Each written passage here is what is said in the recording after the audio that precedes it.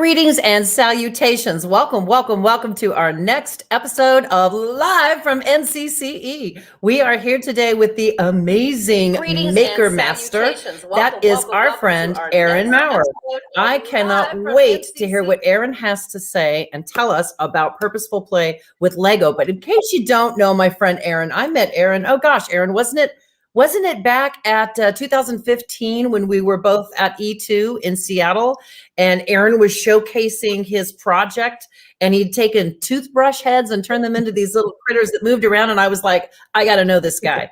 So Aaron, coffee chug, coffee for the brain. Aaron is, he does STEM for what, 21 schools in Iowa? Yep.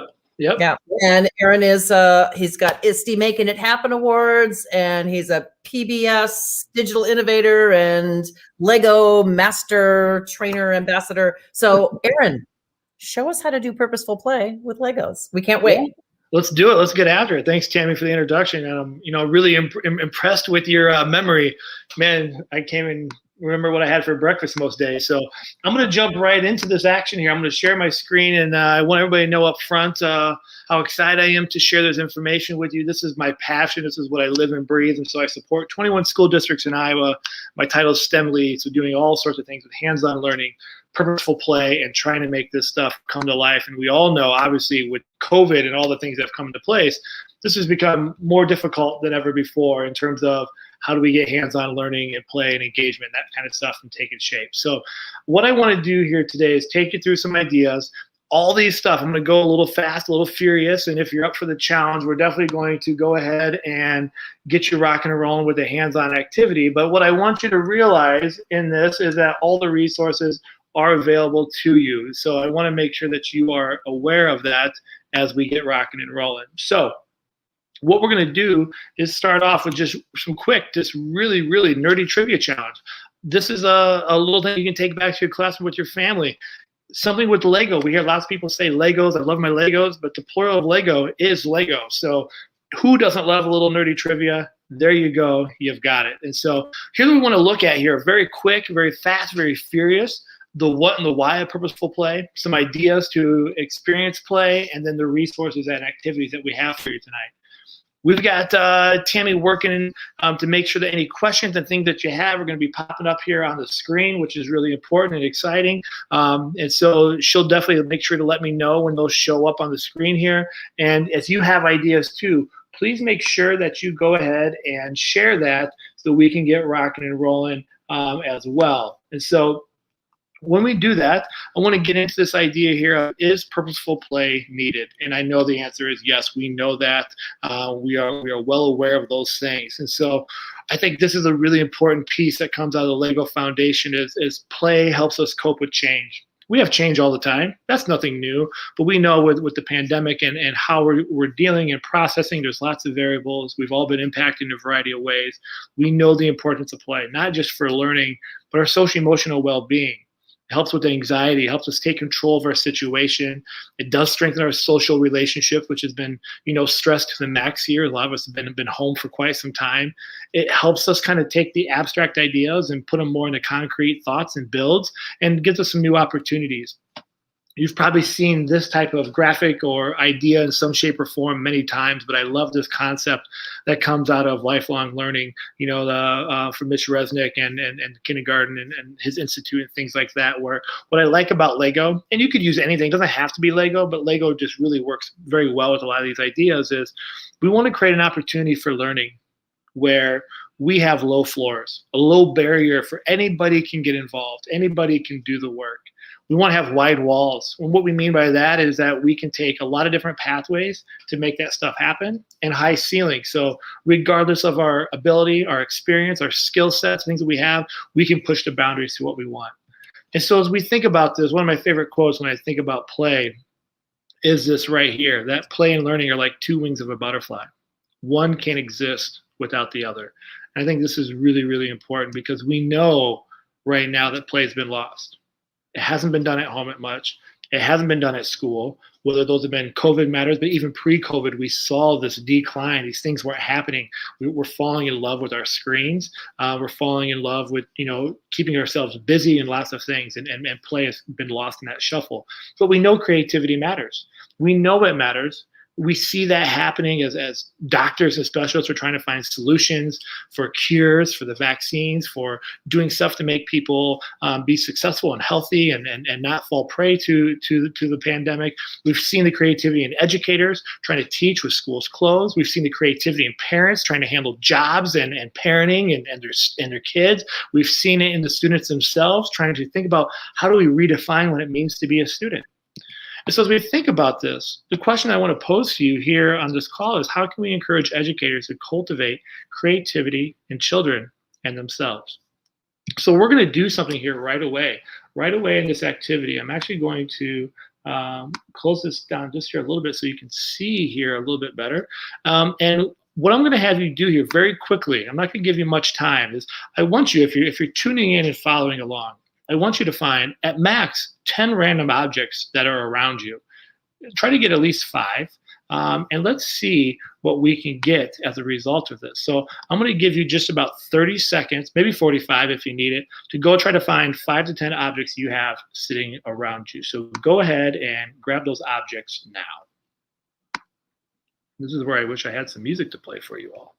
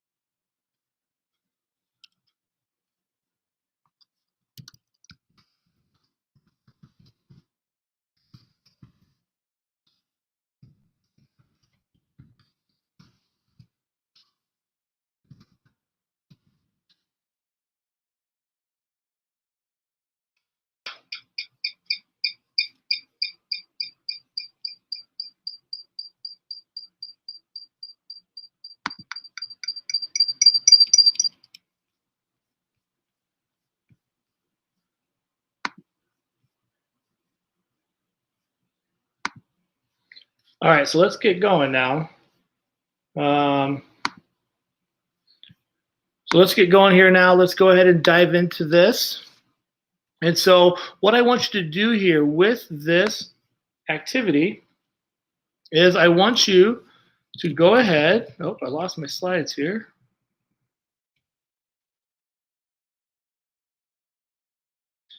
Is I want you to think about now with your build, you've got these 5 objects, you got these 5 random things, maybe 10 random things.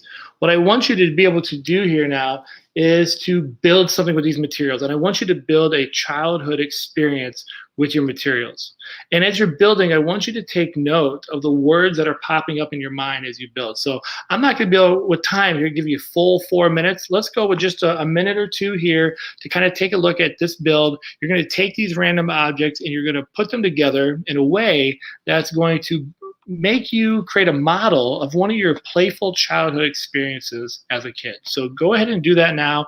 And when you get it, if you have it, I want you to take a picture of it. That's going to be our next step here, so we can kind of work through this twofold. And I want you, if you're on Facebook, share a picture and post it there in the comment. If you are on Twitter, we can use the hashtag IamNCCE. Let's go ahead and get those shared up as well. But think about the words that pop up. So I'm going to give you just a quick 2 minutes here to take those objects, converge them, merge them together, kind of build with them, even though it may be a little funky and a little uncomfortable, to think of an uncomfortable experience, not an uncomfortable experience. Good Lord, we don't want a comfortable, we want a playful childhood experience that you have.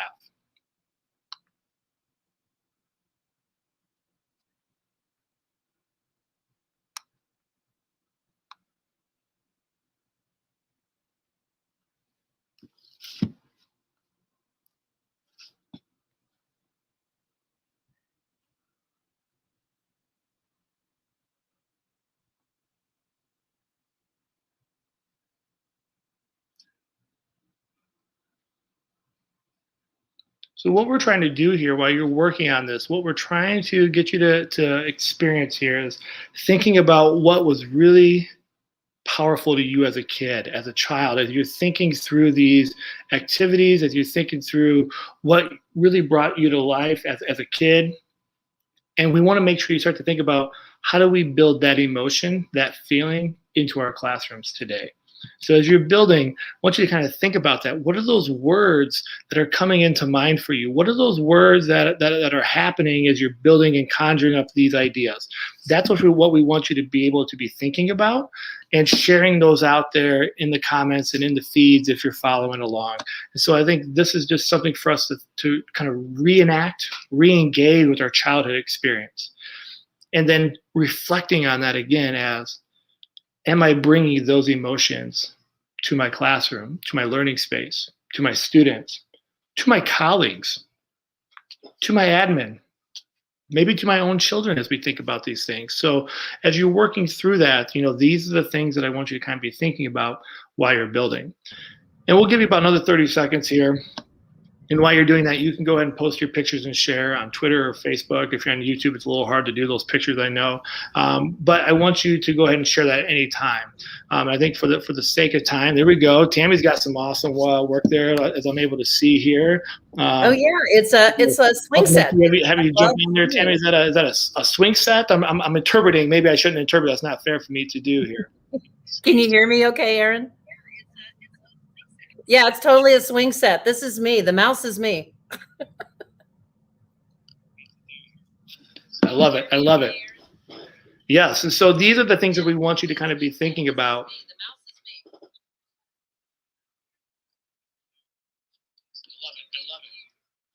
Yes. So these are the things that we want you to kind of be thinking about.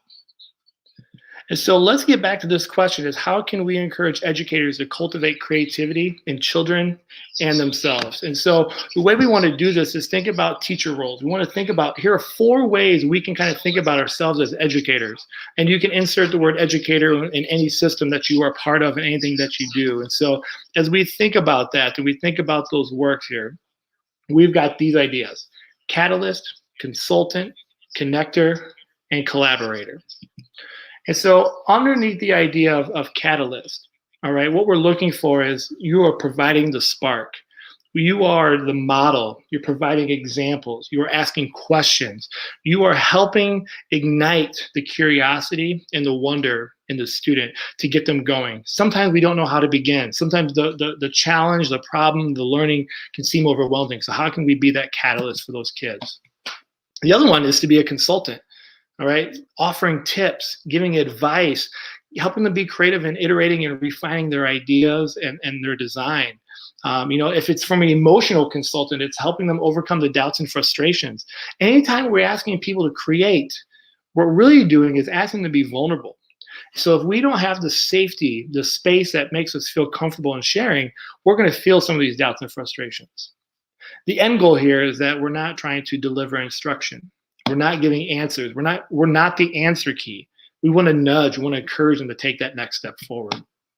As a connector, teachers can't provide all the support that the child needs. We know that. We can't be all the things as much as our hearts want to, as much as we really want to be that.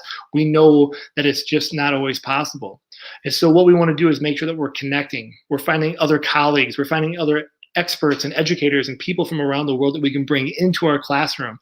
One of the beauties, I know there's not a whole lot of beauty when we think about COVID, but one of the beauties is people and experts in all these job fields and all these things that are going on in the world are more willing than ever before to jump onto a call, because we all do it now.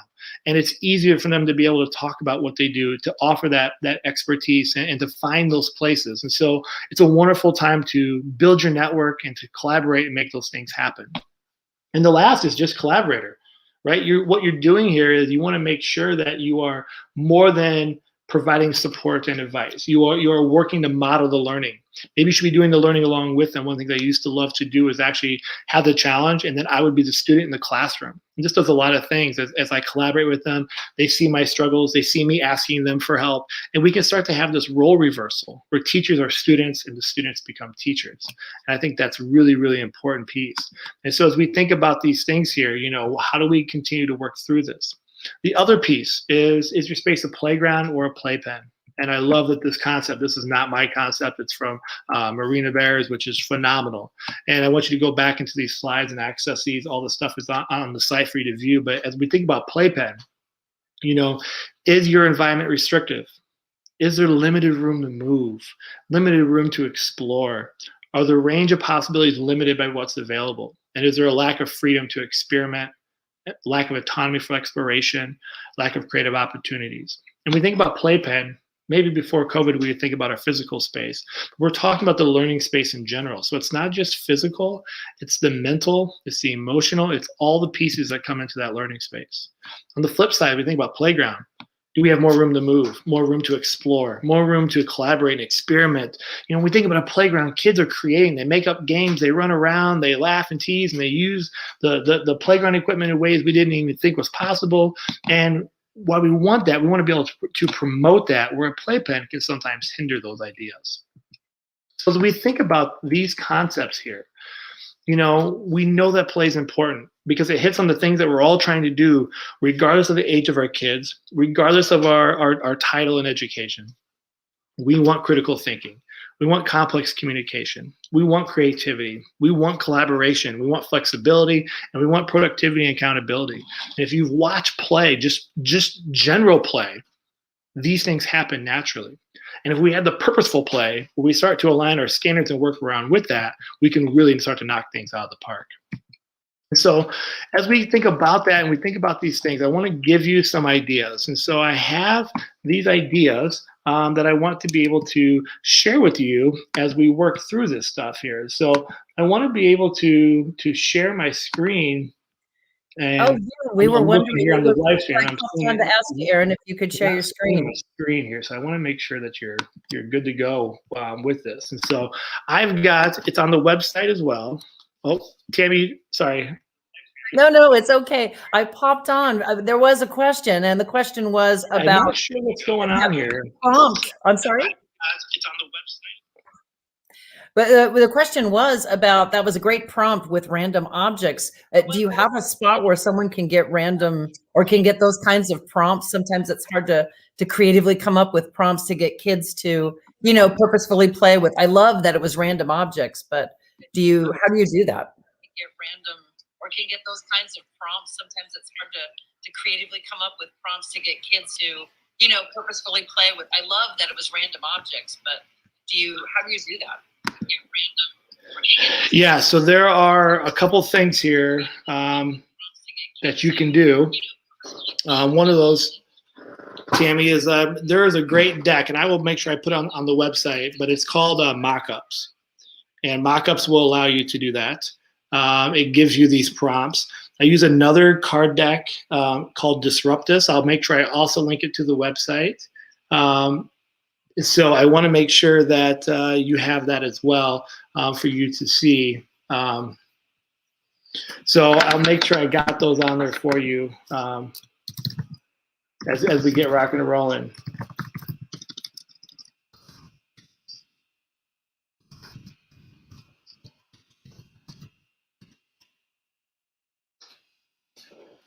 So what I want to do here is go through some of these ideas here for you around play. And as we go through these here, if you have any questions, just make sure you pop them in, and I will definitely take a look here as we get rocking and rolling here. But one of these, I know we've got just a short amount of time, is establishing the norms here. And what I mean by that is we start all these things with these ideas, making sure we create the safe space, that the build is the answer, whether you're going to use Lego or anything. So we never question, we never interpret the build. If this is what the kid says it is, that's what it is. There's no one right answer. We listen with our eyes and we think with our hands.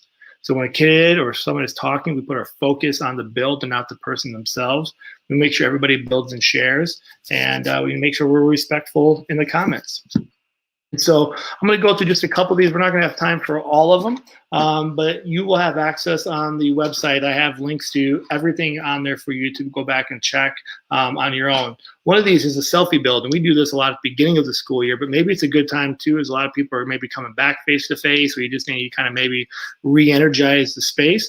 we have kids that both have taken like photo selfies of the work. We have them actually build a Lego selfie. It's really powerful using tools with Flipgrid or taking pictures and building like a wall in your classroom to be able to see how the kids interpret themselves and how they use the pieces to interpret the items. And I can't tell you how many times I've had educators share that this has opened their eyes to kids that normally wouldn't open up and share things about themselves. The stories are pretty endless. This one here is lessons on how to play. I was working with an elementary school where we're going to dive right into some hands-on literacy and Lego lessons. And we realized the kids really didn't know how to play. They didn't know how to interact. They didn't know how to work with one another. And so we've developed a series of lessons on how to express emotions, how to put words to the emotions, how do we collaborate, how do we work together. These are quick little 15, 20-minute builds lessons. Everything you need is included for you to go ahead and check out. And we keep building on these as we continue to work with some of the schools that need this help.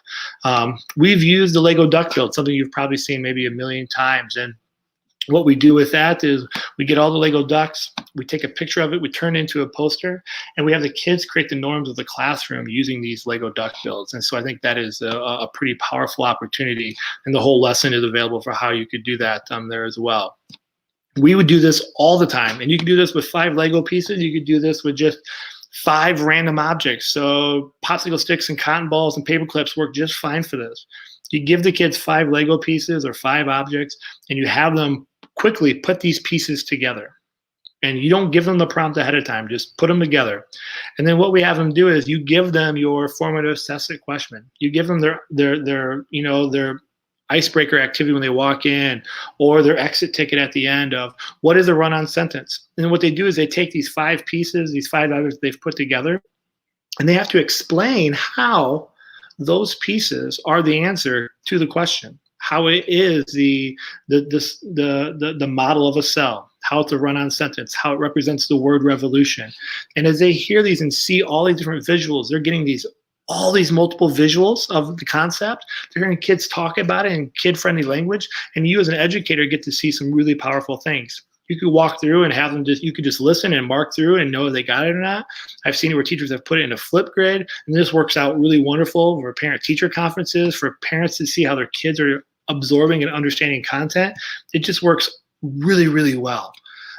We've got tons of literacy ideas, and we're building out a whole new section of this as well, actually, as we speak, as we're starting to get back into classrooms here a little bit on how to use Lego and to reach the literacy standards that so many of us are facing and trying to get kids engaged in the learning. If you're teaching young kiddos here, the 6 Bricks website, there are hundreds of lessons and activities. These are great for all ages. They're designed for young kids, but we use this all the time. Sometimes it's just to kind of shake it up in the middle of a class if you need to. It's to get things rocking and rolling that way. There are more engineering critical thinking challenges in terms of mechanical habitats and thinking about creating marble mazes and having them start to create layers. And when you get to the website, you can see how you can take the idea of a marble maze and then start to scaffold it to more design challenge and engineering principles of the NGSS standards and really start to scale that up into something pretty complicated if you really want to take it that way.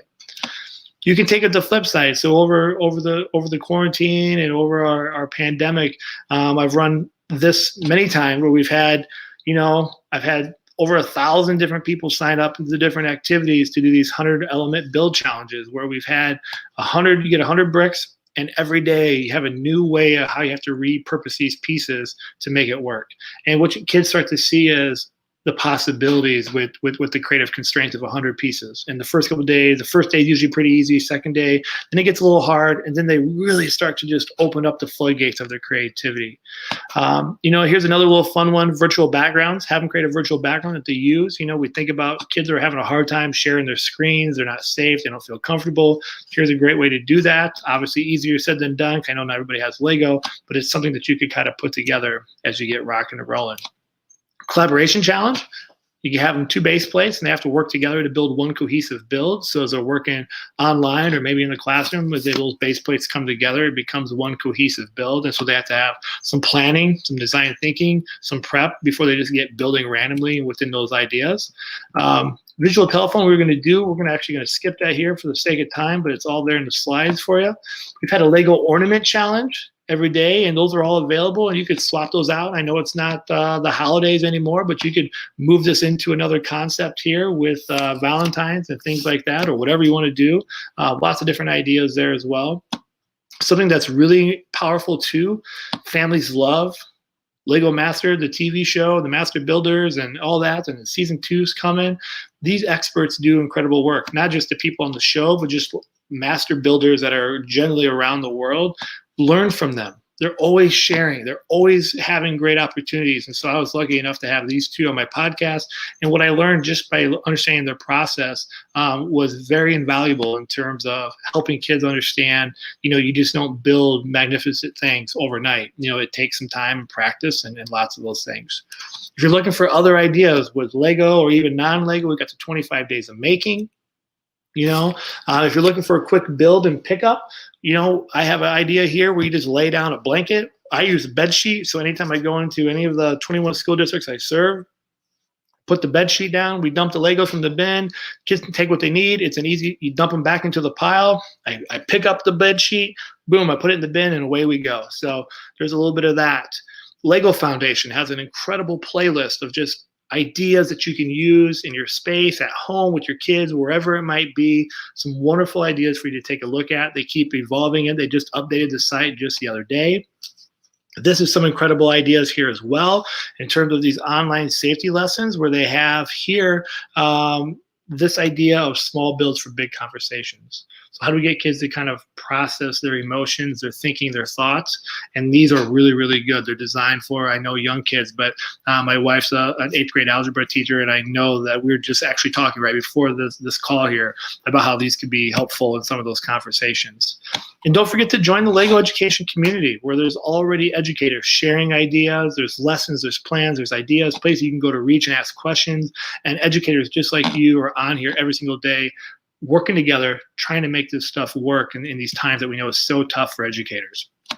And I know this is old school, but we can't lose sight of books. There are some incredible Lego books out there just to have in your library, just to have in your makerspace, just to have on your own bookshelves for kids to kind of use as inspiration as we start to come up with some of these thoughts and ideas. And so the challenge is, so now what, right?